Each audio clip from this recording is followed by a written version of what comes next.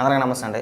అప్పుడప్పుడు మా రోజా మహిళల గురించి, మహిళలు ఎలా మాట్లాడాలి, ఎంత పద్ధతిగా మాట్లాడాలి, ఎదుటి వ్యక్తిని ఎలా గౌరవించి మాట్లాడాలి, పద్ధతుల గురించి, సాంప్రదాయాల గురించి భలే మాట్లాడుతూ ఉంటుంది.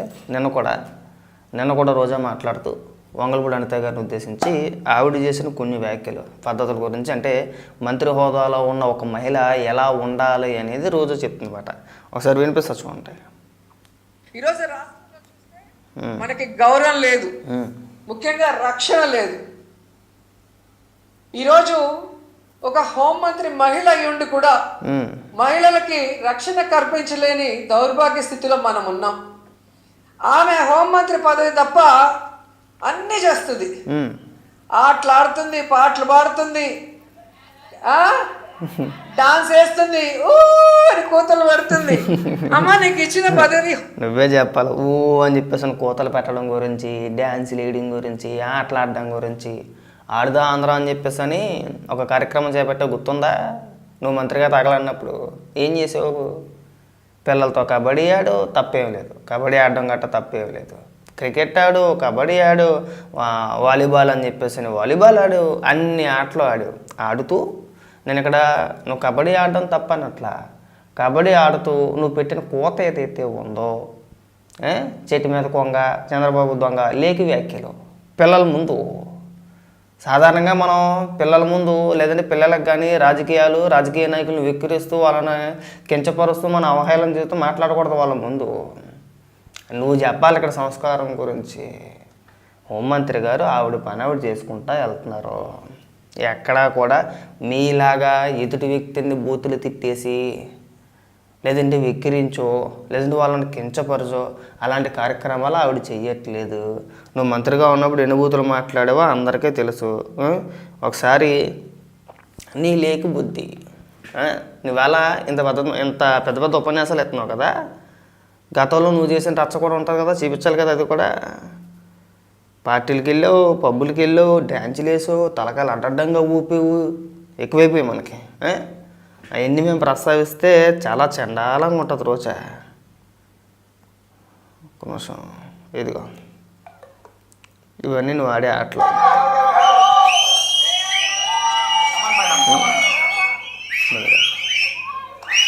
చూసావు కదా, ఇంకా చాలా ఉన్న వీడియోలు, ఒకటి కాదు రెండు కాదు. అలా కొడితే ఇలా అవుతున్నాయి. మీరు అధికారంలో ఉన్నప్పుడు బూతులు మాట్లాడి ఈరోజు మీరు ఎదుటి వ్యక్తి నీతులు చెప్పమాకండి. అర్థమైందా? అసలు వంగలపూడి అనిత గారిని విమర్శించే హక్కే లేదు మీకు.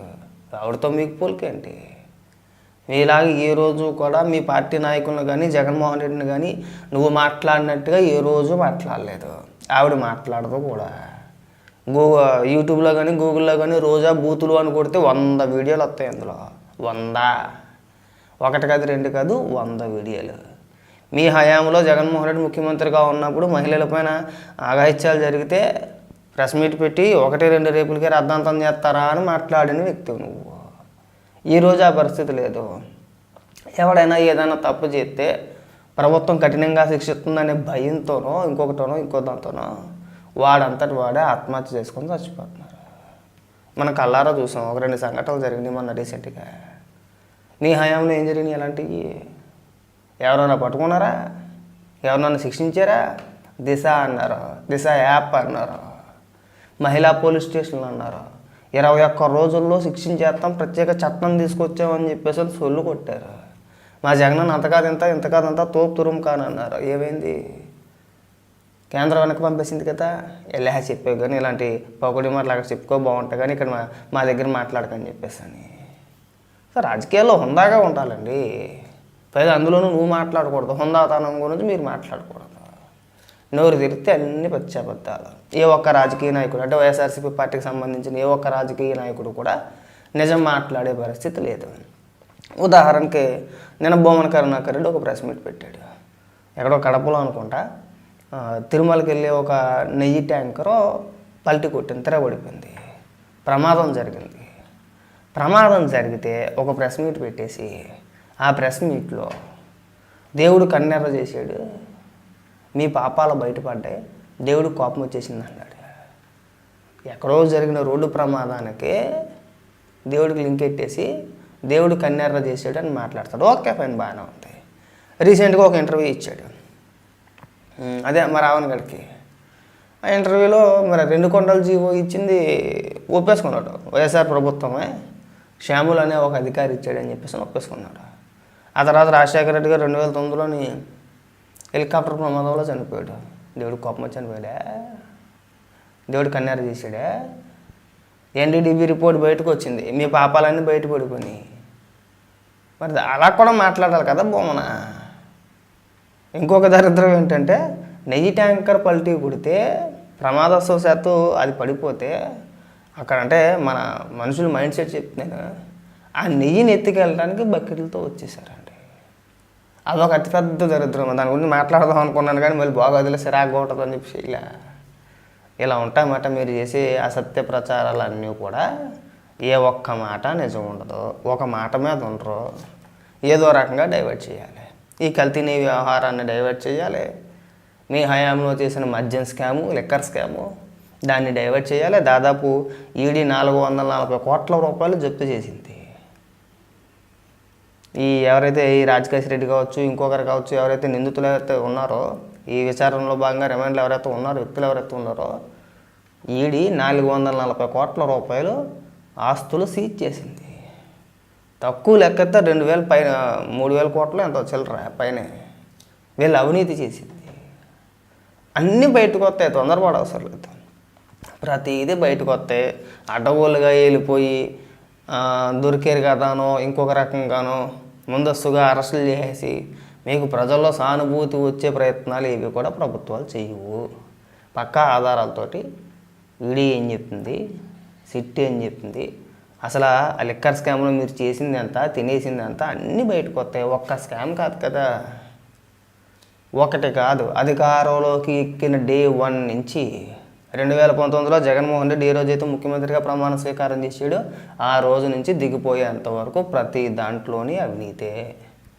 అవినీతి లేనిదంటూ ఏదీ లేదు. మన జగన్మోహన్ రెడ్డికి వాటాలు రాందే ఏ పని చేయడు, అందరికీ తెలిసిందే.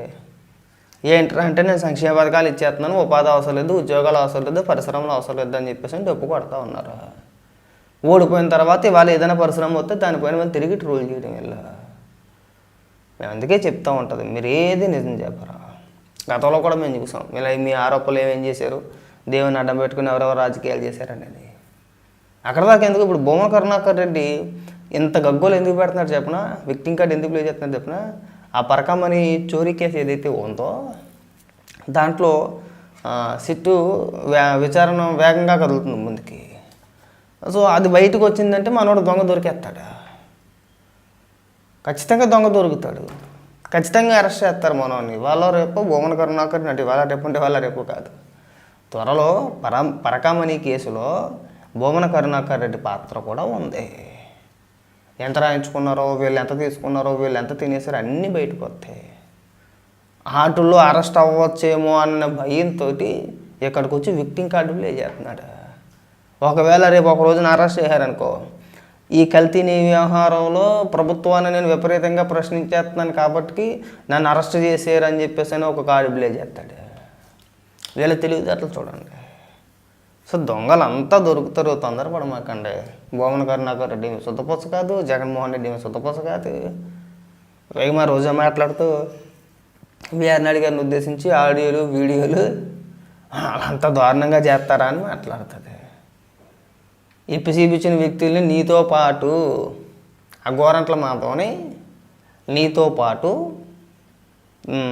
అధికార ప్రతినిధిగా ప్రకటించాడు జగన్మోహన్ రెడ్డి ఒకే రోజు. అర్థమైందా? ఖండించలేదా అన్నా? అలాంటి వాడికి అధికార ప్రతినిధి ఏంటన్నా ఇప్పు చూపిస్తాడు మాట్లాడుతుంది అని చెప్పేసి అడగలేదే. మీ పార్టీలో ఉండే వాళ్ళందరూ బూతుగాళ్ళు, రోతగాళ్ళు, నీతో సహా నువ్వు బూతులో మాట్లాడతావు కాబట్టి మీరు వచ్చి ఇక్కడ ఎదుటోళ్ళకి ఉపన్యాసాలు ఇవ్వడం, పాఠాలు చెప్పడం, దయచేసి రోజా గారు ఇలాంటి కార్యక్రమాలు మానేస్తే బాగుంటుందండి. చాలా చండాలంగా ఉంటుంది.